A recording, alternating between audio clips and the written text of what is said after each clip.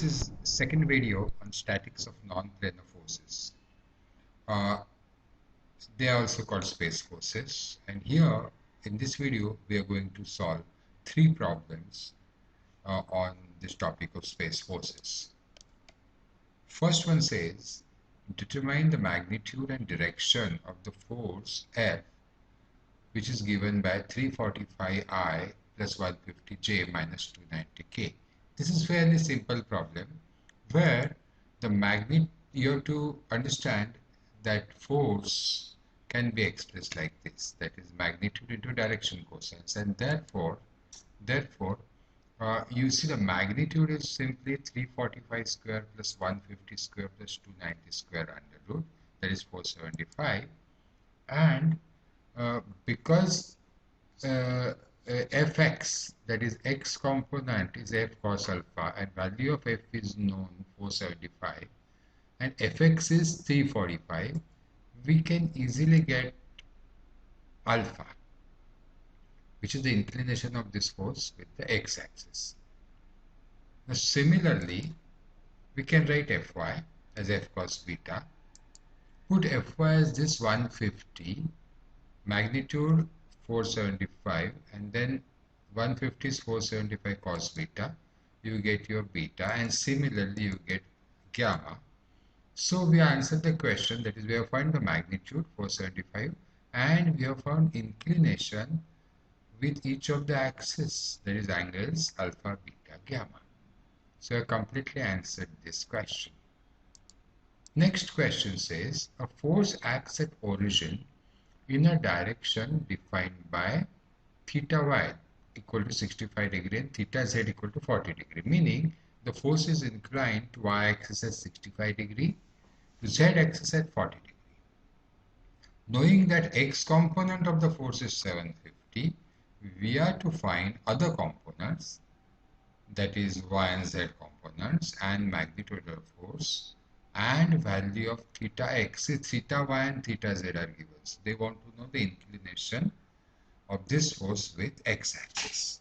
Okay, we'll look at it like this. In these three dimensions, force can be expressed like this, and we have been told that f cos theta x is 750. And we know from the property of direction cosines that these squares of cos must add to 1. Now these two give us clue as to how to solve this problem. See, we know theta y, theta z. So if you put this in equation, if you put these values in this equation, we get value of theta x. So we know inclination of this force with x-axis. Now,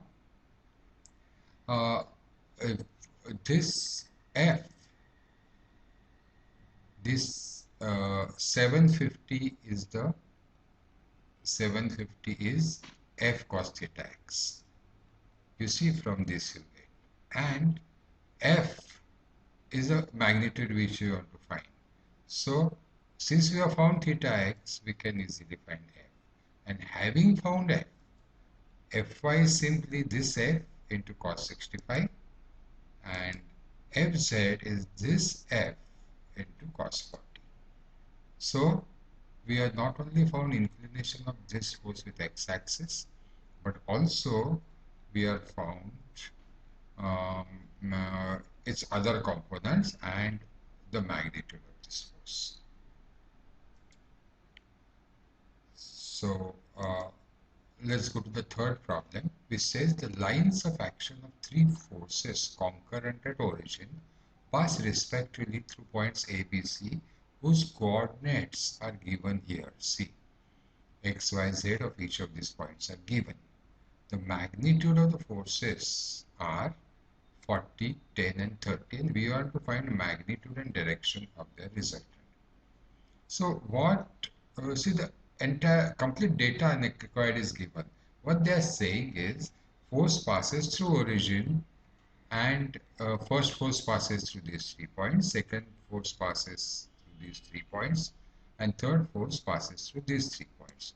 So we will write each of these forces vectors as explained in the video 1, which we may want to refer. So F1 will be magnitude. Into this, see, you write these coordinates I minus I, 2j, 4k, and here this 4.8 is nothing but 1 square plus 2 square plus 4 square under root. So this is a complete expression of F1 whose magnitude is 40, or we could have called it Fa also. So this complete expression in vector form is here F1. Similarly, if we say magnitude of this F2 is 10, then we can express F2 as vector in this manner in the exactly same way. 3i minus 3k is here, and 4.24 is nothing but 3 square plus 3 square under root. Similarly, we write F3, and then the resultant will be simply addition of this F1, F2, F3. We have just simplified this, and then we take all the I components, J components, K components and add up. So we get R, the resultant force in a vector form. And once you have the resultant in vector form, its magnitude and direction are easy to find. See, the magnitude is 53.665, and then each of the angles you can find 10.59 upon 53.665 cos inverse, you get theta x. Similarly, you will get theta y, and similarly you will get theta z. I think is a small error. This should be z. So cos theta z is this, and so you have inclination with all the inclination of resultant with all the axis, and also you have the magnitude of the resultant. Please note this should be theta z. Okay, thank you.